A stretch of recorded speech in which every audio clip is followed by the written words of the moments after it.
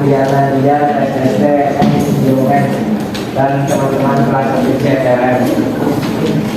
Puji syukur kehadiran Allah Subhanahu wa Ta'ala yang telah memberikan nikmat yang begitu luar biasa untuk kita semua, sehingga dapat melakukan perkuliahan seperti biasanya, dan tidak lupa juga salawat dan salam kita curahkan kepada junjungan kita Nabi besar Muhammad SAW. Pada siang hari ini saya Fajar Firdiansyah selaku moderator dari kelompok 10 akan membahas materi tentang pemeriksaan urin, batu ginjal, empedu, dan semen atau sperma.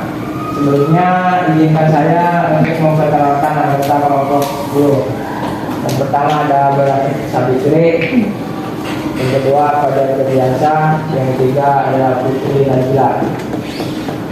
Sebelum dimulainya pembahasan materi pada kali ini, ada baiknya untuk kita membaca basmalah terlebih dahulu. Bismillahirrahmanirrahim. Baiklah, saya sebagai pemateri pertama yaitu akan menyampaikan materi. Tujuan flebotomi ini adalah dapat memahami persiapan penanganan spesimen, jenis pemeriksaan spesimen, batu ginjal, empedu, urin, dan semen. Spesimen urin atau air seni atau air kencing adalah cairan sisa yang diekspresikan oleh ginjal yang kemudian akan dikeluarkan dari dalam tubuh melalui proses urinasi. Ekskresi urin diperlukan untuk membuang molekul-molekul sisa dalam darah yang disaring oleh ginjal dan untuk menjaga homeostatis cairan tubuh. Pemeriksaan urin. 1. Makroskopik, yaitu pemeriksaan volume urin, warna urin, berat jenis urin, bau urin, dan pH urin. Yang kedua ada mikroskopik, yaitu ada eritrosit, leukosit, epitel, silinder, kristal, silindroid, benang lendir atau ada spermatozoa, bakteri, dan sel jamur. Yang ketiga ada kimia, yaitu glukosa, benda-benda keton, bilirubin, dan uroginogen. Pemeriksaan urin praanalitik. Pasien melakukan syarat tertentu untuk pengambilan urin tertentu. 2. Persiapan alat dan bahan. 3. Pemberian identitas spesimen. 4. Pengambilan spesimen. 5. Penyimpanan spesimen. 6. Pengiriman spesimen. Yang kedua analitik. 1. Minta pasien untuk buang air kecil dengan mengambil urin kurang lebih 30-60 ml. Beri label identitas warna urin dan bawa ke laboratorium untuk diperiksa. 3. Catat data yang bersangkutan sesuai dengan formulir pemeriksaan. Ada yang 3. Pasca analitik. 1. Warna berwarna kekuning-kuningan. 2. Berbau aromatik yang memusingkan. 3. Berat jenis 1010 sampai 1025, kejernihan terang dan transparan, pH sedikit asam, dan turun 4,5 sampai 7,5. Penanganan urin yang sudah ditampung sebaiknya segera diperiksa, karena jika dibiarkan lebih lama dari 2 jam akan terkontaminasi dan dapat mengubah struktur serta morfologi dari urin tersebut, sehingga bisa menjadi negatif atau positif palsu. Pengamanan urin. Sampel urin yang selesai diperiksa dibuang ke tempat sampah infeksius yang umumnya berwarna merah. Dapat pula dibuang langsung ke wastafel yang pembuangannya mengalir ke tempat sampah infeksius. Pengiriman urin. 1. Spesimen terpenuhi syarat pemeriksaan. Kedua, pengiriman spesimen menggunakan wadah khusus. Selanjutnya saya persilakan kepada pemateri kedua. Terima kasih Pak Yang Istri yang menjelaskan mengenai spesimen ginjal. Bagi ginjal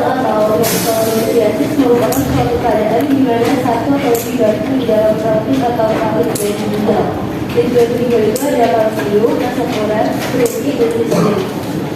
Pemeriksaan kedua itu ada resoli dan darah. Ukur ini bisa melakukan tes pH, kombinasi dalam mikroskopik, pengumuman suhu dalam 24 jam. Tes darah ini bisa melakukan tes dari adanya diagnostika mengukur kadar lifestyle. Ada bagian kedua, kedua atau kolesterol ini pada kita merupakan tindakan satu atau lebih komponen itu kolesterol, hidrogen, dan kalsium dan protein. Yang kedua adalah kolesterol dan campuran. Pemeriksaan bagian kedua pertama kesehatan pasien. Pasien tidak boleh makan atau minum apapun selain air selama 4 jam. Boleh minum air seperti biasanya sebelum ke laboratorium dan nanti minum obat tersebut. Yang kedua melakukan pemeriksaan berat total. Nantinya menggunakan darah dari pembuluh darah venous dari orang dewasa. Saya kembalikan kepada moderator. Selanjutnya saya persilakan kepada pemateri ketiga. Baik, terima kasih kepada saya semen atau di dalam sperma adalah granula yang berasal dari dalam kuliah berupa darah kental dan berisi sekret dari kelenjar prostat, kelenjar lain dan sperma terjadi. Pengambilannya itu harus dikumpulkan dengan bersih. Jika hal ini tidak mungkin, ada kondom mobilisasi atau kondom poliuretan yang harus digunakan. Kondom biasa tidak dapat diterima karena mengandung spermicida, strasinan, KS, Orenda OSM. Oh, ini menurut persiapan yang satu ini ada abstinensi untuk tidak menggunakan sperma sedikitnya 3 sampai 5 hari, paling lama selama 3 hari.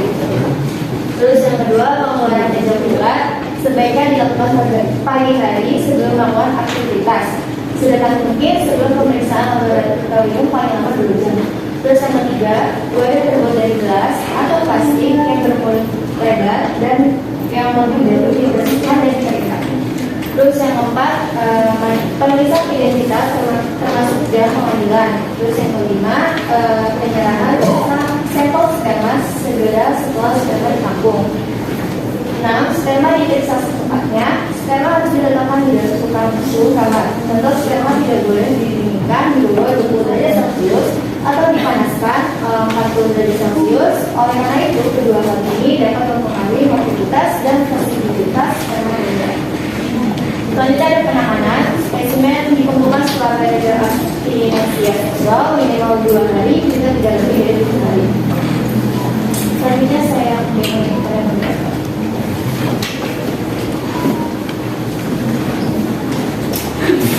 Terima kasih kepada pemateri yang sudah menyampaikan materinya. Selanjutnya kita masuk ke sesi tanya jawab. Ada yang ingin ditanyakan?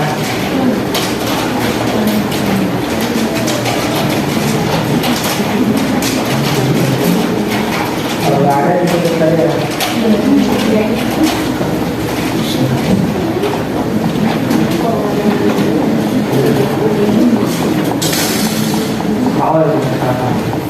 Terima kasih pada Fajar.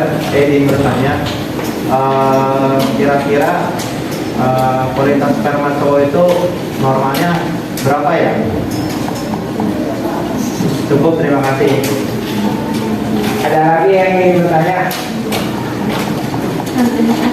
Terima kasih. Selanjutnya saya bertanya, tadi kan ada batu ginjal. Faktor apa saja yang mempengaruhi pembentukan batu ginjal? Terima kasih. Ada lagi?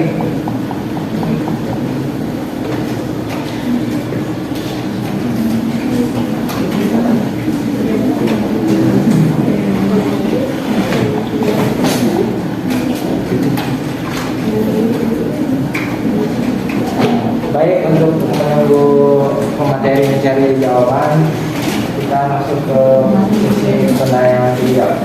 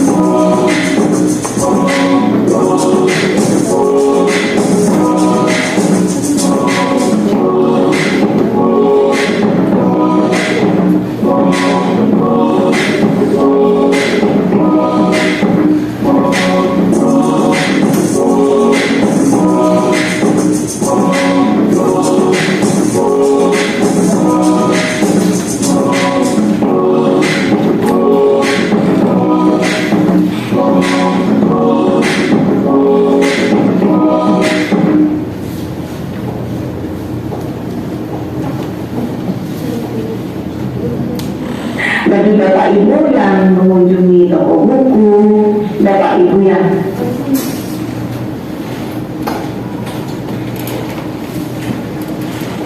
Baik, di sini saya akan menjawab pertanyaan dari satu. Pertanyaannya, apa yang mempengaruhi pembentukan batu ginjal? Garis besar, pembentukan batu ginjal itu dipengaruhi oleh faktor intrinsik dan ekstrinsik. Faktor intrinsik itu yaitu ada umur, jenis kelamin, dan keturunan. Kalau misalkan faktor ekstrinsik itu kondisi biologis, iklim, kebiasaan makan, zat yang terkandung dalam urin dan darah.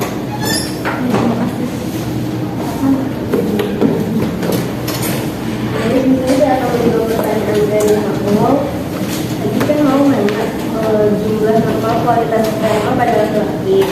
Nah, jumlah normal itu sekitar 15 juta atau lebih untuk setiap milimeter sperma.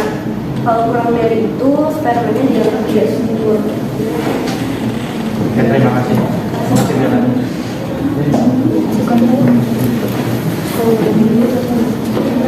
Baik, sebelum ditutup presentasi kali ini, apakah masih ada yang ingin bertanya? Sudah. Nggak ada nih. Baik, kita tutup saja presentasi ini. Kurang lebihnya saya mohon maaf. Wassalamualaikum warahmatullahi wabarakatuh.